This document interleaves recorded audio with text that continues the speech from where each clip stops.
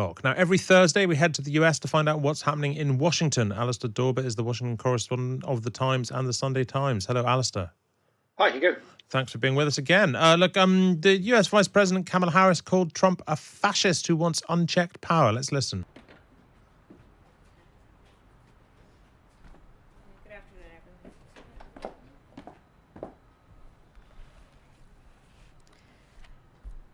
So yesterday we learned that Donald Trump's former chief of staff, John Kelly, a retired four-star general, confirmed that while Donald Trump was president, he said he wanted generals like Adolf Hitler had.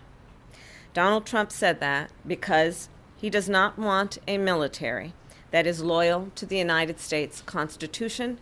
He wants a military that is loyal to him.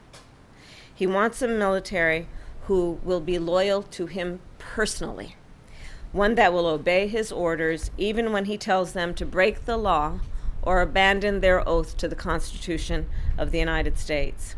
In just the past week, Donald Trump has repeatedly called his fellow Americans the enemy from within, and even said that he would use the United States military to go after American citizens.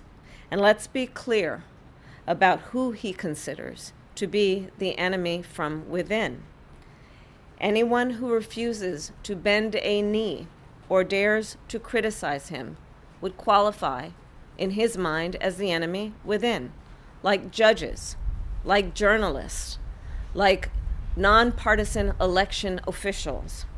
It is deeply troubling and incredibly dangerous that Donald Trump would invoke Adolf Hitler, the man who is responsible for the deaths of 6 million Jews and hundreds of thousands of Americans.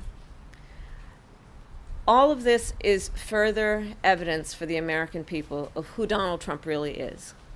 This is a window into who Donald Trump really is, from the people who know him best, from the people who worked with him side by side in the Oval Office and in the Situation Room.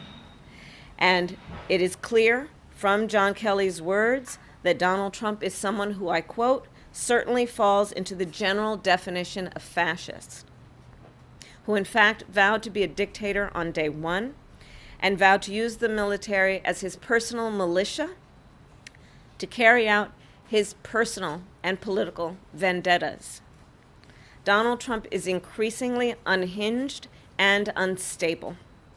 And in a second term, people like John Kelly would not be there to be the guardrails against his propensities and his actions.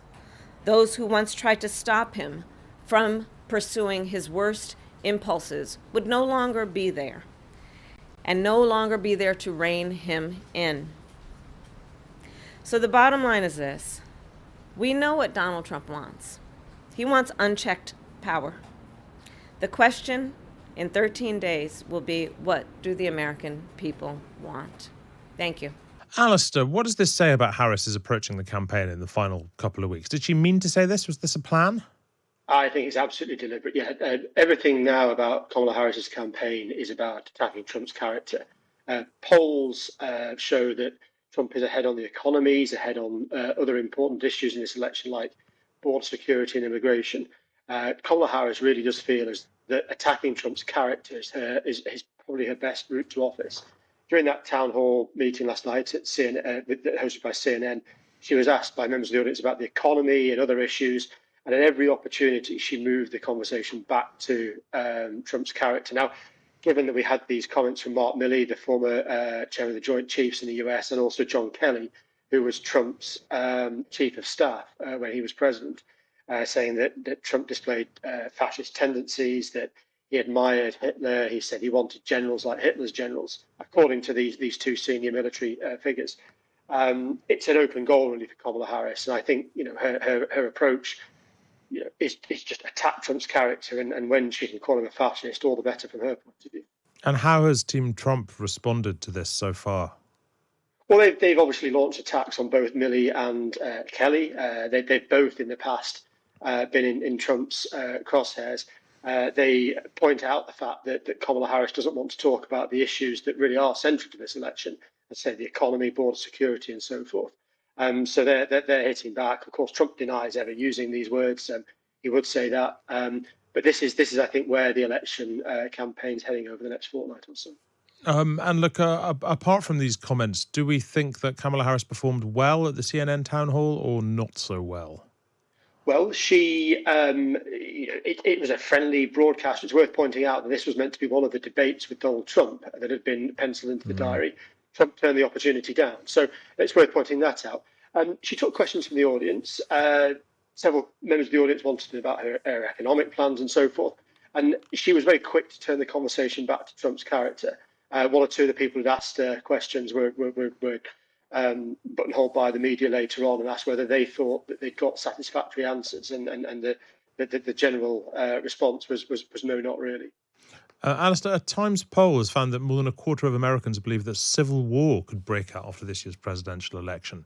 I mean, is this something to be concerned about? Are Americans always saying this sort of thing before elections, or is this something new and quite frightening?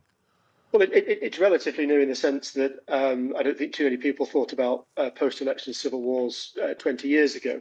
But this is a poll for the Times conducted by YouGov. It says that 27% of Americans fear that America will be heading for civil war after the election. And both sides have ramped up the rhetoric. They've made very personal attacks.